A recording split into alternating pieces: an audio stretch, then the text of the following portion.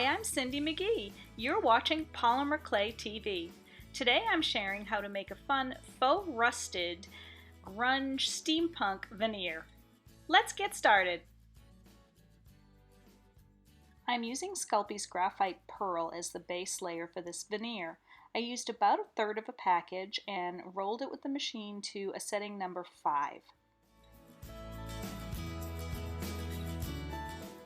I'm using the Metal Oxides patina set from Create Along to add the base layer. I'm just going to use my finger to apply it. You could use a brush if you wanted, but I like the control and sort of random way I can do it with my finger. I started by adding a touch of the black here and there over the surface of the sheet. Once I had the black the way I liked it, I did the same procedure with the 2 different shades of cinnamon/rust color.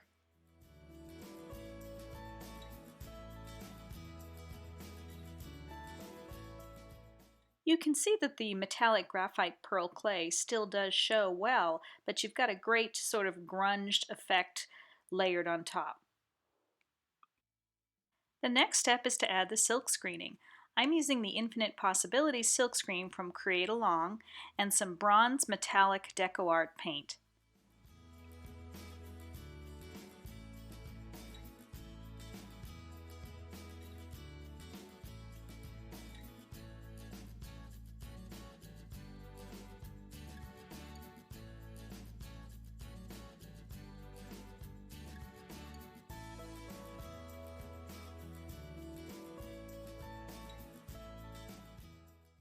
Once you're finished, go ahead and wash your silk screen really well and let that paint dry before moving on to the next step.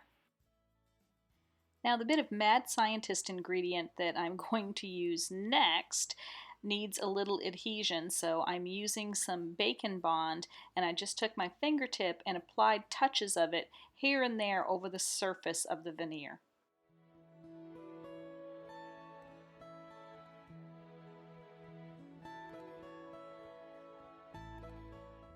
Thanks to Mark Montano, who used coffee grounds to create rust on a chipboard project, I decided why not use it on polymer clay? So I'm sprinkling some coffee grounds onto those touches of bacon bond on the surface of the veneer.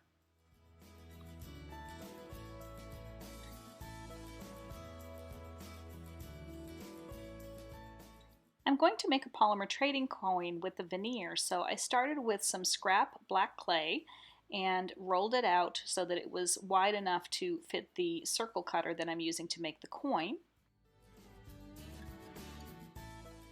Once I knew it was large enough to fit my cutter, I wanted to add a bit of texture.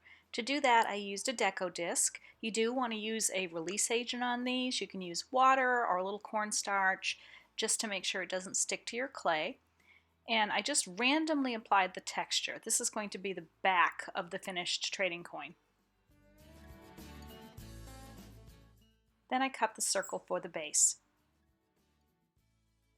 To cut the piece of the veneer to go over that base, I'm just using a round cutter that's a little bit bigger than the size for the coin, and chose the area of the veneer that I wanted to use.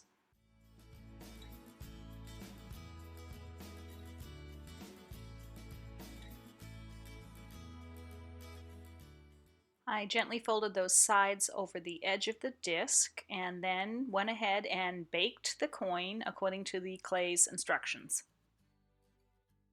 Once it's baked, you can use a cloth or a paintbrush to just brush away any remaining loose pieces of that coffee ground. The result is this great sort of light scattered texture on the surface.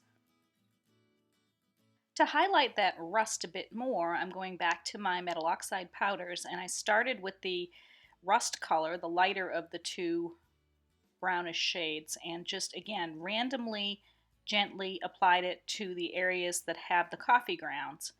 And then I followed up with the darker of the 2 browns, and then just a touch of the green, the verdigris green.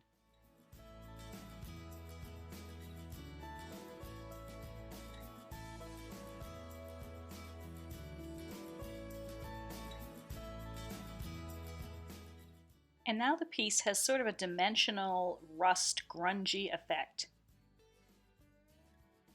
I used the Bacon Bond to add some of the metal gears and some clock hands to the surface to give it more of a steampunk effect. I did also cut various size circles from the rest of my veneer and went ahead and baked those. I'm going to use them on other projects.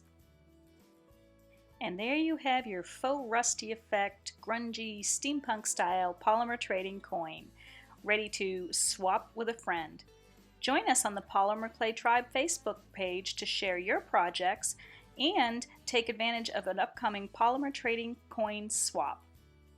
Need more inspiration?